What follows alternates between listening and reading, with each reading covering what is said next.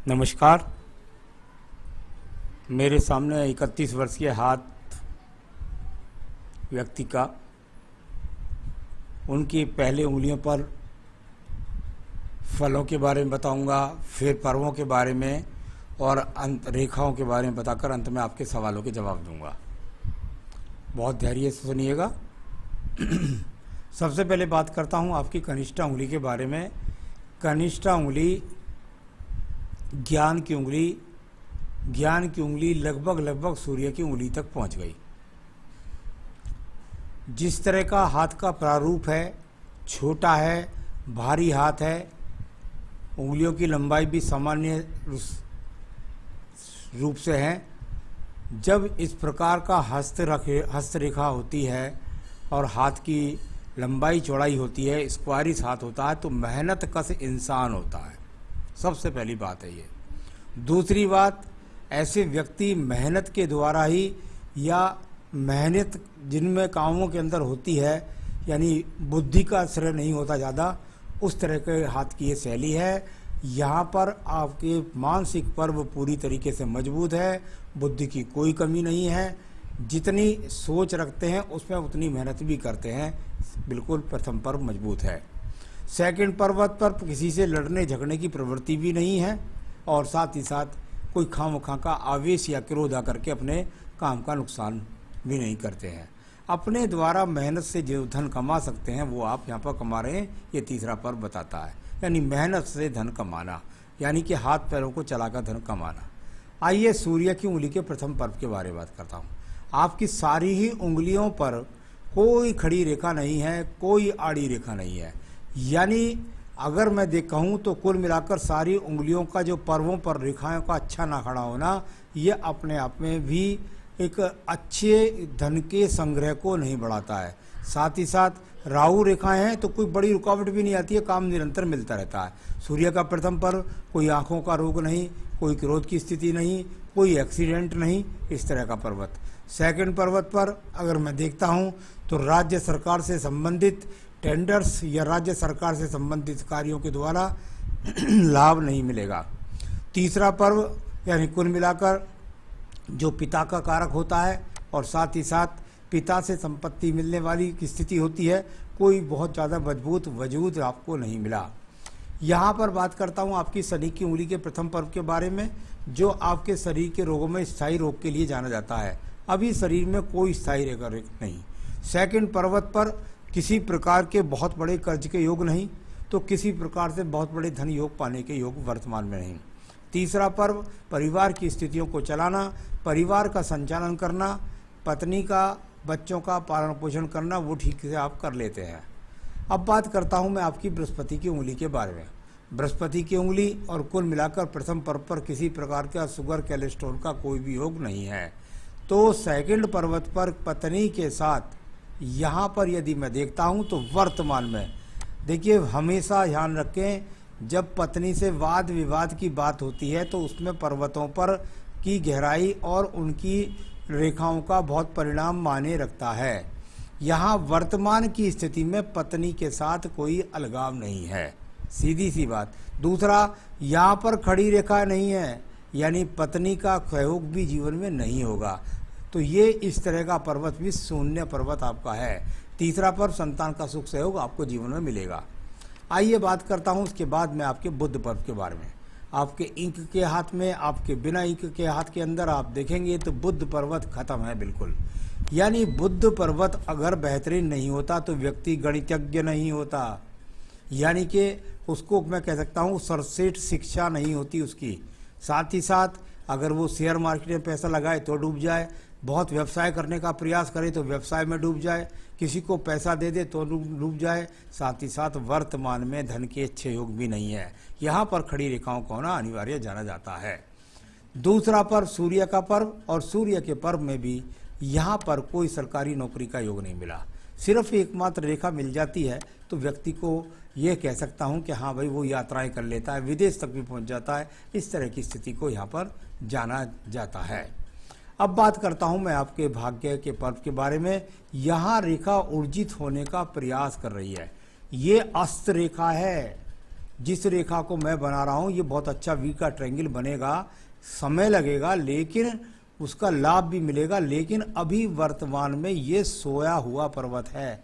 इसके लिए जो मैं पूजा पाठ बताऊंगा, जो मैं रतन बनाऊंगा, अगर आप पहनेंगे तो बुद्ध पर्वत पर रेखा खड़ी मिलेगी, सूर्य पर्वत से सम्मान मिलेगा और भाग्य पर्वत ऊर्जित हो जाएगा ऐसी मजबूत रेखाओं के साथ। चलिए अब बात करता हूँ बृहस्पति के पर्व के बारे में। इंक लगाने के बाद भी बृहस्पति पर्व में ऐसा लगता है जैसे कोई चतुर्भुज छुपा हुआ हो। छुपा हुआ होना और ऊर्जित होना में फल होता है। जब तक यहाँ पर बिखराव रूपी रेखा रहेंगी तब तक संतान सुख में कमी, साथ ही साथ पत्नी के सहयोग में कमी, साथ ही साथ धन के आगमन में कमी, ये सब स्थितियाँ यहाँ पर दिखाई पड़ती हैं। आइए आपकी हृदय रेखा के बारे में बात करता हूँ।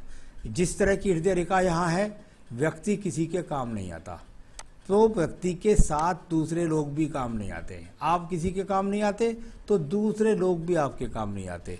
मन से बहुत मजबूत है, हृदय से बहुत मजबूत है, कोई आसानी से आपको हिला नहीं सकता।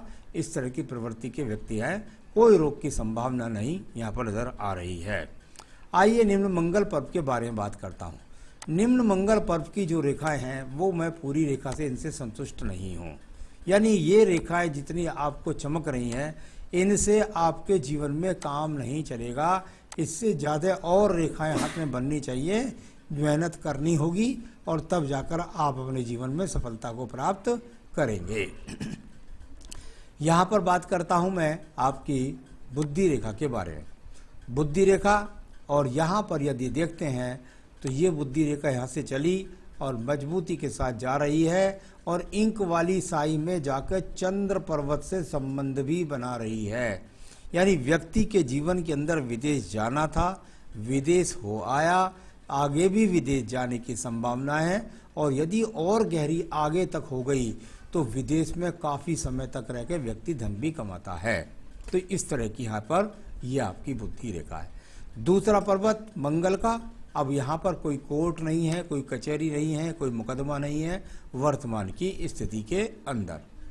चंद्र पर्वत को देख लेता हूँ। नीचे का चंद्र पर्वत किसी बीमारी का नहीं दिखाता योग, किसी विदेश यात्रा का योग नहीं दिखाता, पानी में डूबने से व्यक्ति नहीं डरता, मन से बहुत धैर्यशाली होता है, हिम्मत कभी हारता नहीं है और साथ ही साथ बिल्कुल मानसिकता पूरी तरीके से दृढ़ व्यक्ति की है। ऐसे व्यक्ति को किसी से ज़्यादा प्रेम नहीं होता है। अधिकतर चंद्र पर्वत जब इस तरह से खाली हो जाता है तो व्यक्ति का स्वयं का मकान होने के बाद भी व्यक्ति जगह जगह धक्के भी खाता है। यहाँ पर कोई व्यापारिक रेखा, व्यावसायिक रेखा या आरोग्य रेखा कुछ भी नहीं बनी हुई है इस जगह पर। तो यानी कि व्यवसाय की तो कोई बात ही नहीं, पर्वत पर भी रेखा नहीं, यहाँ पर भी कोई रेखा नहीं। प्रयास करेंगे फेल हो जाएंगे। आपके पास ये एक कर्म रेखा है। अगर मैं बात करता हूं तो इसको भाग्य रेखा कहते हैं, लेकिन वर्तमान में ये सिर्फ कर्म रेखा है। क्यों है? क्योंकि बुद्ध पर्वत पर खड़ी रेखा नहीं, सूर्य पर्वत पर राज्य सरकार का सहयोग नहीं, शनि पर्व यहाँ पर अस्त हुआ पड़ा है, बृहस्पति से अच्छे योग नहीं दिखाई देते, शुक्र पर्व है तो वो भी बिल्कुल शून्य है। तो कुल मिलाकर चंद्र पर्वत भी शून्य है। यहाँ पर ये सिर्फ कर्म रेखा बनकर के रह गई है, यानी भाग्य को ऊर्जित करना बाकी है। कुछ पूजा पाठ करेंगे तो भाग्य भी ऊर्जित हो जाएगा। चलिए मैं एक मंगल रेखा की बात करता हूँ। ये भी कर्म, ये मेहनत का आदमियों के हाथ में मिलती है। इसको भी कहते हैं भाई व्यक्ति मेहनत से अपने आप के पीछे नहीं हटता। साथ ही साथ 40-38 वर्ष तक की रेखा है, सभी समस्याओं से आपको जीत भी दिला देगी। अब बात करता हूँ आपके शुक्र पर्व के बारे में। संसाधन का शुक्र पर्व, और यहाँ पर यदि आप देखेंगे कोई चतुर्भुज नहीं, कोई त्रिभुज नहीं, किसी भी प्रकार से बस पर्वत है शुक्र, और उसके फल जो है ना, पेड़ है, पेड़ पर फल नहीं आ रहे हैं, इसको ऐसे बोल सकते हैं। तो ये तो मैंने आपकी सारी यहाँ पर रेखाओं के बारे में आपको बताया। और अब आयु रेखा देखिएगा। आयु रेखा बहुत ही मजबूती के साथ जाकर के आपके यहाँ पर लगभग जीवन के अंत में यहाँ दो मुखी भी लगती है देखने में, यानी जीवन का अंत सुखी। यहाँ पर अभी 78 से 80 वर्ष की आयु रेखा भी है। तो ये तो मैंने सब रेखाओं को पढ़ा। अब मैं आपके सवालों पर चलता हूँ। सबसे पहले कहा विदेश में नौकरी के योग, और सारी कहानी भी आपने बताई। वो रेखा थे आपके पास जो बुद्धि रेखा है, उसकी वजह से आप विदेश गए, ठीक है, एक तो ये बात। अब आपके विदेश में जाने के दोबारे भी योग हैं। वो रेखा मुझे पता है, उसके बारे में आपको नहीं बता सकता, दूसरे लोग समझ जाते हैं। तो कुल मिलाकर के आपके जीवन में जो आने वाला सितंबर है उससे लेकर के और 2022 तक विदेश जाने के योग हैं। उस समय पर आप प्रयास कीजिए, आप जाएंगे और साथ ही साथ जो उपाय मैं बताऊंगा उससे भाग्य ऊर्जित हो जाएगा और धन के स्रोत बनाने शुरू कर देंगे। अभी आपको ऊर्जित करना पड़ेगा अपना हाथ, थोड़ा समय लगेगा। तो आपने कहा रेलवे में प्राइवेट सेक्टर में कार्य कर रहा हूँ, आगे करूँ ना करूँ। देखिए, यदि आप वहाँ नहीं जा रहे हैं तो उसमें कार्य करते रहिएगा, क्योंकि व्यापारिक रेखा हाथ में नहीं है। आर्थिक स्थिति सुधरने में अभी काफ़ी समय लगेगा। मैं समझता हूँ अच्छी आर्थिक स्थिति सुधरने में अभी आपको काफ़ी समय लगने वाला है, क्योंकि आगे आने वाले 5 साल में अच्छी आर्थिक स्थिति नहीं बन रही है। जब तक बुध पर्वत पर खड़ी रेखा नहीं बनेगी, जब तक अच्छी आर्थिक स्थिति नहीं बनेगी। तो आप स्वयं भी देख सकते हैं, भूमि, वाहन, मकान, अभी कुल मिलाकर 5 वर्ष तक कुछ नहीं। बिजनेस बिल्कुल नहीं करना। व्यवसाय में डूबा धन के लिए आपको मैं एक मंत्र बता दूंगा, वो करेंगे तो आपके जीवन के अंतर्गत कुल मिलाकर के धन के आगमन बन जाएंगे। पत्नी के स्वास्थ्य के लिए उनसे कहें कि वो प्रतिदिन दुर्गा सप्तशती में देवी कवच होता है उसका पाठ करें। तो उनको ऐसा कहना है, अगर यहाँ पर ये छोटा सा काला बिंदु है तो ये अच्छा संकेत नहीं होता, ये जीवन में व्यक्ति को ज़्यादा संघर्ष करा देता है अगर ये काला बिंदु है तो चलिए अब मैं बताता हूँ आपको।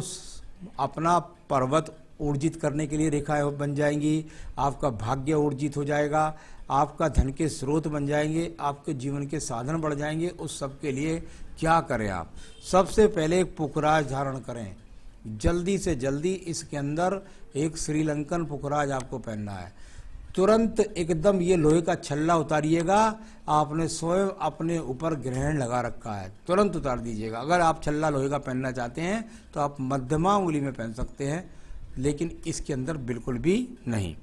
तो चलिए ये यहाँ पर करना है। साथ ही साथ आपको अपना जो धन डूबा हुआ है उसको वापस पाने के लिए रोजाना कार्तवीर्य स्रोत पढ़ना होगा। उसका लिंक मैं आपको दे दूंगा, उसको रोजाना पढ़िए। साथ ही साथ पढ़िए हनुमान जी का मंगलवार का प्रसाद बांटिए, हनुमान अष्टक पढ़िए, बजरंग बाण पढ़िए, हनुमान चालीसा पढ़िए, राम स्तुति कीजिए। जो करेंगे ज़्यादा तो आपको उतना ही मिलेगा लाभ। नमस्कार।